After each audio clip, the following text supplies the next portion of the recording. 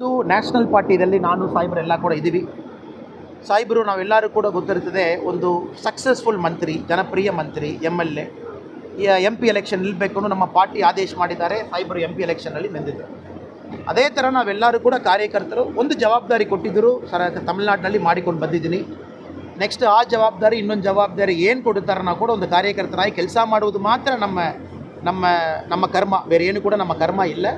Next ಏನೋ roll ಕೊಡಲಿ ಕೆಲಸ ಮಾಡ್ತೀವಿ. ಏನಿಲ್ಲ, ತಮಿಳ್ನಾಡು ಎಲೆಕ್ಷನ್ ಬರ್ತಾ ಇದೆ. ಒಂದು ಕಡೆಯಲ್ಲಿ ತಾವು ನೋಡಿದ್ದೀರಾ, ನಮ್ಮ ಗೃಹ ಮಂತ್ರಿ ಅವರಿಗೂ ನಮ್ಮ ಅಪೋಸಿಷನ್ ಲೀಡರ್ ಎಡಪ್ಪಾಡಿ ಪಳನಿಸ್ವಾಮಿ ಅವರು ಮೀಟ್ ಮಾಡಿದ್ದಾರೆ.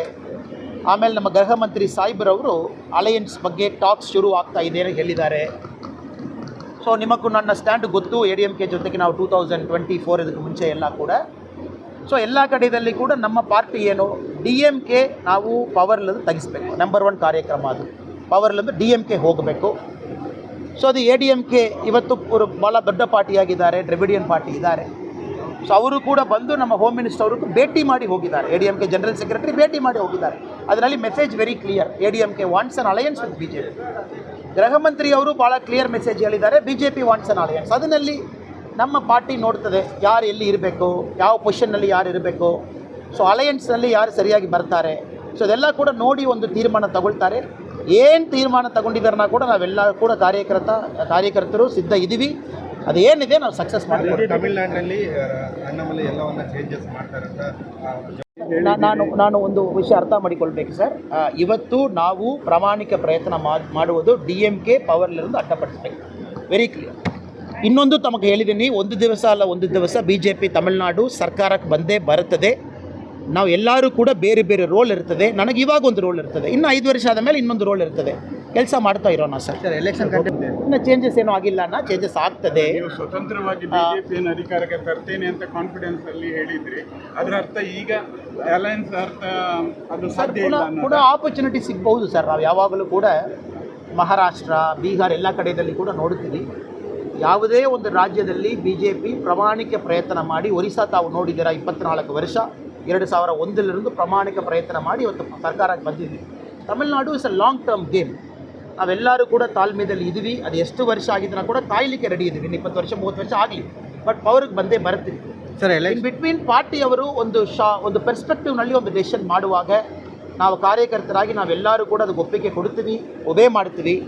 ಸೊ ಪಾರ್ಟಿಯವರು ಕೆಲವರು ನ್ಯಾಷನಲ್ ಲೆವೆಲ್ ನೋಡ್ತಾರೆ, DMK ಎಷ್ಟು ಒಂದು ಗಲೀಜ್ ಸರ್ಕಾರ ಮಾಡ್ತಾ ಇದ್ದಾರೆ ತಾವು ನೋಡ್ತೀರಾ.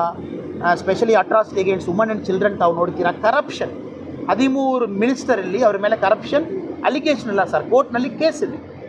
ಒಂದು ಮಂತ್ರಿ ಜಸ್ಟ್ 1.5 ವರ್ಷ ಜೈಲು ಹೋಗಿಬಿಟ್ಟು ವಾಪಸ್ ಬಂದು ಪುನಃ ಮಂತ್ರಿ ಆಗಿದ್ದಾರೆ, ಸೆಂಥಿಲ್ ಬಾಲಾಜಿ. ಸೊ ನಮ್ಮ ಪಾರ್ಟಿ ಇವಾಗ ಏನು ಡಿಸೈಡ್ ಮಾಡಿದ್ದಾರೆ, DMK ನಾವು ಅಡ್ಡಪಡಿಸಬೇಕು, ಔಟ್ಸೈಡ್ ಹೋಗಬೇಕು. ಸೊ ಲಾಂಗ್ ಟರ್ಮ್ ದೃಷ್ಟಿಕೋನದಲ್ಲಿ ನಮಗೆ ಆಪರ್ಚುನಿಟಿ ಪುನಃ ಪಾರ್ಟಿಗೆ ಯಾವಾಗಲೂ ಇದ್ದೇ ಇರುತ್ತದೆ. ಪಾಲಿಟಿಕ್ಸ್ನಲ್ಲಿ patience is more important than power. ಇದು ಲಿಯೋ ಟಾಲ್. ಸೊ ಡೆಫಿನೆಟ್ ಆಗಿ ನಾವೆಲ್ಲರೂ ಕೂಡ ತಾಳ್ಮೆಯಲ್ಲಿ ಕಾರ್ಯಕರ್ತರಾಗಿ ಕೆಲಸ ಮಾಡ್ತಾ ಇರ್ತೀವಿ. ನಾವೇನು ದೃಷ್ಟಿ ಇಟ್ಕೊಂಡಿದ್ವಿ, ಮೋದಿ ಸಾಹೇಬ್ರವರು, ಅಮಿತ್ ಶಾ ಸಾಹೇಬ್ರವರು, ನಡ್ಡಾಜಿ ಅವರು ಎಲ್ಲರೂ ಕೂಡ ದೃಷ್ಟಿ ಏನು, ಒಂದು ದಿವಸ ಅಲ್ಲ ಒಂದು ದಿವಸ ತಮಿಳುನಾಡಿನಲ್ಲಿ BJP ಪವರ್ಗೆ ಬರಬೇಕು. ಅದು ಬಂದೇ ಬರುತ್ತೆ.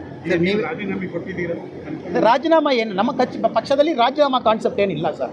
ಇದರಲ್ಲಿ ನೆಕ್ಸ್ಟ್ ಸ್ಟೇಟ್ ಪ್ರೆಸಿಡೆಂಟ್ ಎಲೆಕ್ಷನ್ ಆಗುವಾಗ ಆ ಪ್ರೆಸಿಡೆಂಟ್ ಎಲೆಕ್ಷನಲ್ಲಿ ನಾನು ಇಲ್ಲ ಅಷ್ಟೇ. ಪ್ರೆಸಿಡೆಂಟ್ ಎಲೆಕ್ಷನ್ ಆಗಬಹುದು, next president election any time ಆಗಬಹುದು, ಎನಿ ಟೈಮ್ ಆಗಬಹುದು ಸರ್. ನಮಗೆ ಗೊತ್ತಿಲ್ಲ, ನಾನು ನ್ಯಾಷನಲ್ ಪ್ರೆಸಿಡೆಂಟ್ ಎಲೆಕ್ಷನ್ ಇನ್ನೂ ಅನೌನ್ಸ್ ಆಗಿಲ್ಲ ಡೇಟು. ಸೊ ಎನಿ ಟೈಮ್ ಆಗಬಹುದು. ತಮಿಳುನಾಡು ಅದರಲ್ಲಿ ಇದೆ. ಸೊ ಈ ಎಲೆಕ್ಷನ್ ಏನಿದೆ ನಾವು ಏಕೆಂದರೆ ಭಾಳ ವಿಸ್ತಾರವಾಗಿ ತಮಗೆ ಹೇಳಿದ್ದೀನಿ. ಸೊ ನ್ಯಾಷನಲ್ ಪಾರ್ಟಿ ನಿರ್ಧಾರ ತಗೊಂಡಿದ್ದಾರೆ, ಅಲಯನ್ಸ್ ಬೇಕು, ಯಾರ ಜೊತೆಗೆ ಬೇಕು ಎಲ್ಲ ಕೂಡ. ಅದರಲ್ಲಿ ನಾನು ಕೂಡ ಒಂದು ಕಾರ್ಯಕರ್ತರಾಗಿ ಒಬೇ ಮಾಡಿ ನನ್ನ ಕೆಲಸ ಮಾಡಬೇಕು. Because this is a very important election for us.